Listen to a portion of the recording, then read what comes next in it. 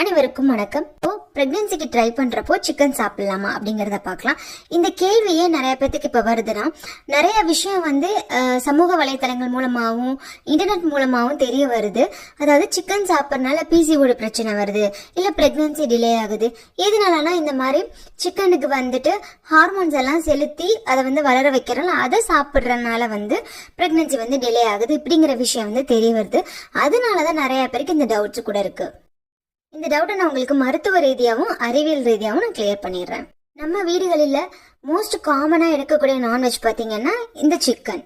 முன்ன விட இப்போ நாட்டுக்கோழியும் கிடைக்கிறது கிடையாது. அதே மாதிரி பிராய்லர் சிக்கன் கம்பேரிட்டிவ்லி விலையும் கம்மியாக இருக்கு. அதே மாதிரி மற்ற நான்வெஜ் ஐட்டம் விட இந்த சிக்கனும் விலை கம்மியாக இருக்கிறதுனால நிறைய வீடுகளில் காமனாக எடுக்கக்கூடியது பார்த்தீங்கன்னா சிக்கன்.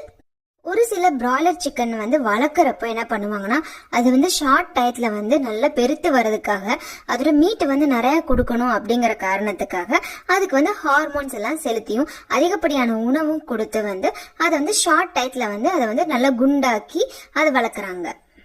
இந்த மாதிரி தான் எல்லா பிராய்லர் சிக்கனுமே வளர்க்குறாங்களா அப்படிங்கிற ஒரு